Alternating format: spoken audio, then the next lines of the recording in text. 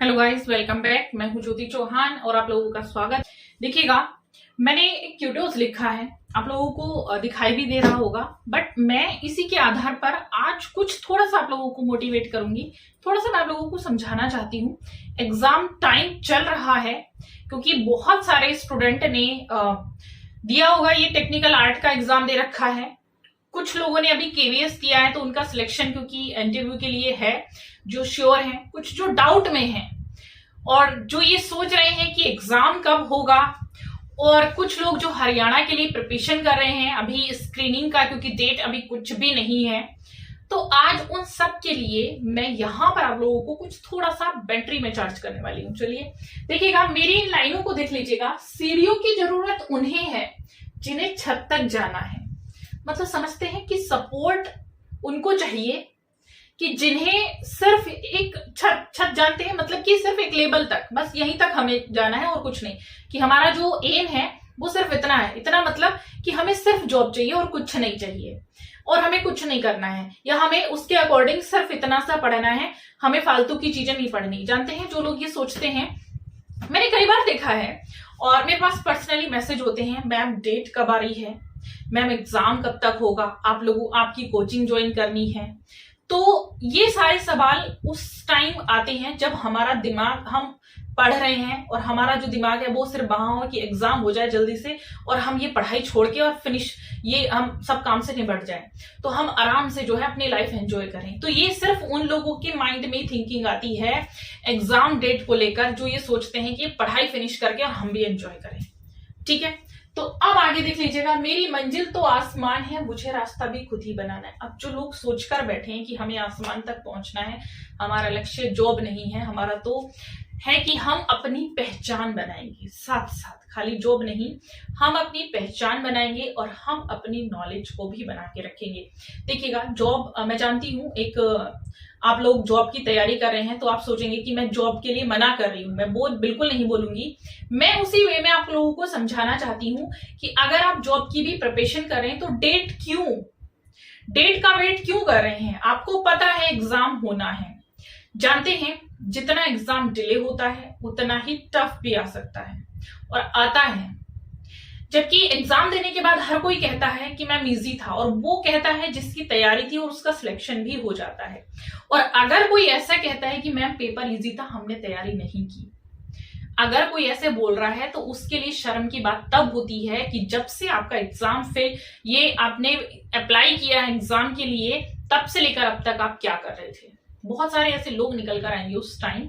अभी अगर आज ही डेट आ जाए तो आज ही सब लोगों के मैसेजेस, सब लोगों के कॉल्स मेरे पास आएंगे, मैम हमें बता दीजिए हम तैयारी कैसे करें, मैम हमें बता दीजिए हमें कोर्स ज्वाइन करना है। और तब मेरा सवाल होगा नो, क्योंकि उस टाइम से प्रिपरेशन नहीं होती है, वो समय निकल चुका।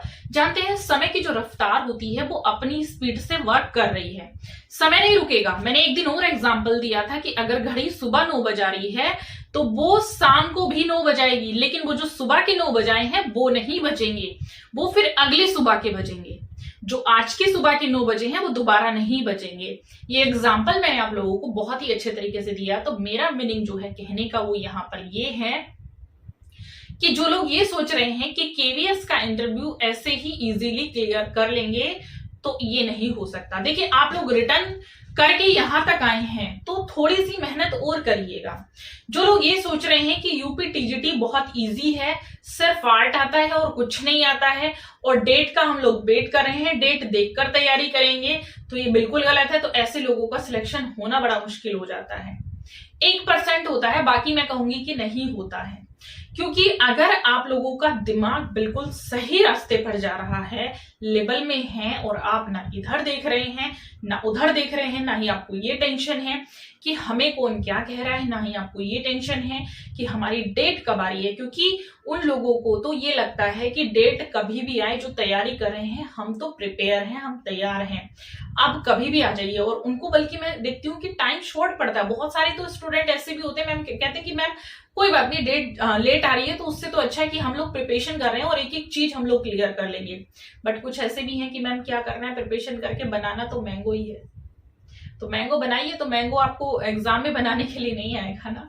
ठीक है, तो मेरा जो मेन आप लोगों को मैं सिखाना चाहती हूँ वो मैं यही सिखाना चाहती हूँ। देखिएगा, अपॉर्चुनिटीज कम नहीं है आप लोगों के लिए। डीएसएसपी क्योंकि आने वाला है, थोड़ा समय लगेगा। देखिए, अगर फल मीठा हो तो समय जरूर लगता है। डीएसएसपी आ जाएगा। और रही बात सिलेबस की कि सिलेबस क्या होता है, क्वालिफिकेशन क्या होती है, तो वेट कर लीजिए। जैसे कि मैंने बोला था कि केबीएस के लिए वेट कर लीजिएगा, तो मैं खुद पे खुद आप लोगों को उसका वीडियो बनाकर मैं अपलोड कर देती हूँ।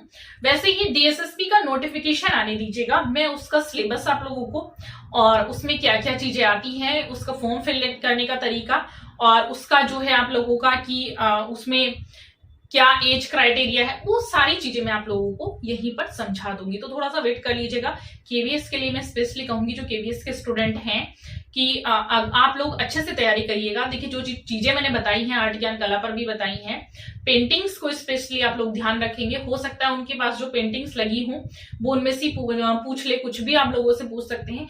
मतलब अपने सब्जेक्ट को एकदम क्लियर रखें, ठीक है। तो आप लोगों से कहीं से कुछ भी पूछा जाए, आप लोग एकदम बरी हैं कि हम आंसर कर सकते हैं इजीली, राइट।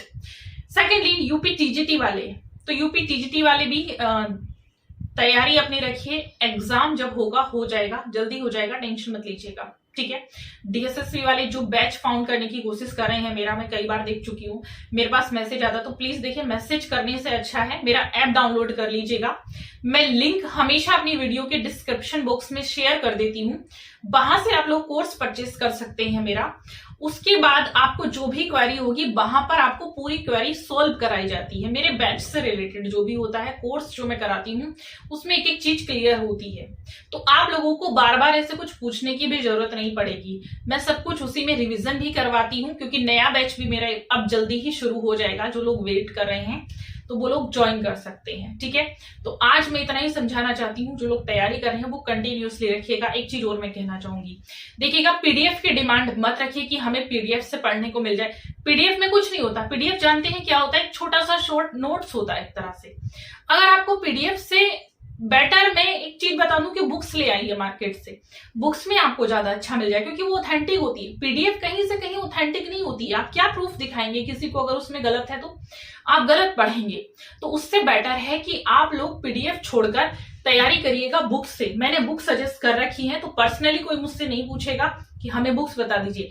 मैंने सारा वीडियो में बता रखा है, यहाँ पर भी बता रखा है, मैंने आर्ट ज्ञान कला पर अलग बता रखा है। तो वहां से आप तैयारी करिएगा, अच्छे से करिए। हाँ, एक चीज और है, मैं लाइव आने वाली हूँ, तो लाइव के लिए मेरा वीकली रहेगा टारगेट। तो तैयार रहें। जो भी क्वेश्चन है आप लोगों के, तो आप मुझे लाइव अब पूछ सकते हैं, ठीक है। चलिए, मिलेंगे लाइव क्लास में। Thank you so much.